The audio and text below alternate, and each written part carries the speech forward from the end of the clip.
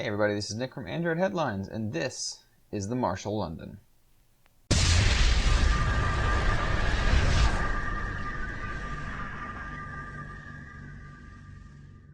Alright, so the Marshall London is a brand new phone from a name that you might not expect a phone to come from. That's Marshall. Yes, that's the same audio maker behind amps and other speakers that you've probably come to know and love if you're into premium audio equipment. This time around, they're looking into making a smartphone that is focused on that same audio type of style. So the first thing we're going to look at is the specs. For 550 pounds, you're going to be getting a phone that's powered by a Snapdragon 410, 64-bit Lollipop 5.01. There's 2 gigs of RAM inside. It's got a 720p 4.7-inch IPS display. It's got an 8 megapixel rear camera, 2 megapixel front-facing camera, 16 gigs of internal storage, and yes, there is a micro SD card slot for expandable memory. Now the real meat of this phone is going to be the audio capabilities. So the audio experience is powered by a brand new Cirrus Logic audio hub. That's a great little chipset that has lots of power and lots of features. The first thing you'll notice physically is that this has 2 headphone jacks up top. Now that's a little different obviously from most phones that only have one.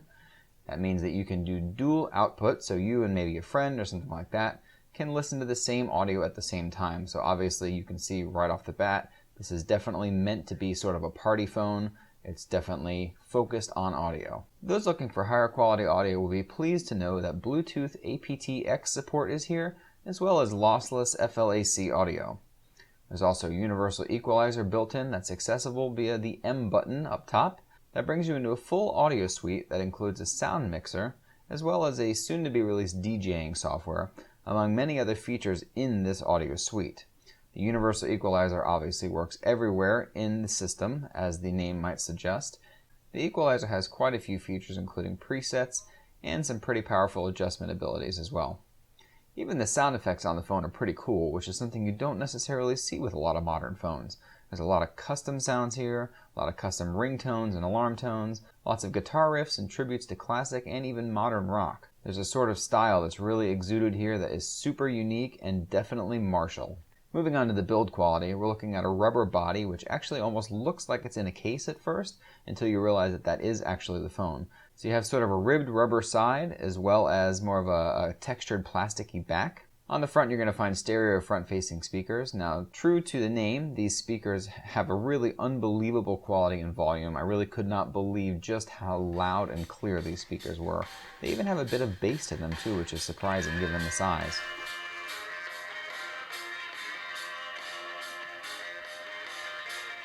On the right side, you're going to find a very unique looking volume wheel, which works just like your regular volume buttons, except it feels and looks much cooler than usual. Again, going right back to the whole Marshall look and feel, this definitely fits in the brand. The power button just above the volume wheel is rubberized, so it's completely encased. On the back again, you're going to find this textured plastic removable back. Even the battery underneath, the 2500 mAh battery, is removable as well, and again, there is a micro SD card slot underneath this removable back. Surprisingly, performance and user experience is excellent given the rather weak Snapdragon 410 processor. This is mostly a stock Android 5.0.1 Lollipop experience, and you're not going to find a whole lot of extras outside of maybe a darker skin and some other little light tweaks here and there. For the most part though, again, this is very, very stock Android. Probably the biggest modification is going to be that you have dual sound output, so when you have different headphones plugged in, you have different volume levels that you can adjust via the sliders that pop up on screen. Benchmark scores aren't exactly high, but the phone worked perfectly well in daily tasks in my experience. Multitasking was also excellent thanks to both the overview button and the fact that this is only a 720p screen and has 2 gigs of RAM. That means plenty of RAM and not a lot of resolution to fill it up. The Marshall London worked great for me on T-Mobile's US 3G network. Although there was no LTE support here for me, it's supposed to be working with European 4G networks.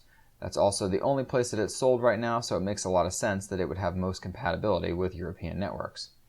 Battery life was rather insane, and I was really impressed given how small the battery actually is. 2500 mAh is not exactly large for most phones, although again, with the screen resolution and the processor, you're going to find that you can probably regularly get 5 hours of screen on time, at least that was my experience, and the standby time was unbelievable. I found that it took hours to drop below 100% sometimes. Moving on to the camera, Marshall is using the simple Google camera for camera software. This is nice because Google can do all the updating and Marshall doesn't have to worry about it. Therefore, you're going to be getting pretty timely updates and some good compatibility as well. The camera itself was decent, nothing really to write home about. That's an 8 megapixel camera on the back. Unfortunately though, the 2 megapixel camera on the front is terrible. There's really just no mincing words here. I found that the pictures and video were barely usable, especially when you're indoors, and it just has an awful hazy effect to it no matter what I did. Video quality, however, was much more impressive using that rear 8 megapixel camera, a lot in part because there is stereo audio recording, and as well as good noise cancellation. So the 1080p video quality was rather good, and of course the audio was probably even better. Overall, I think the Marshall London is a great little phone. It's probably a little bit overpriced though, unless those audio features are really something you're looking for. So if you want to pick up the Marshall London, you can head over to their website. We'll have the links below. Don't forget to check us out on Facebook, Twitter, Instagram, and whatever social network you're into. Hope you enjoyed the video. Thanks for watching, and until next time.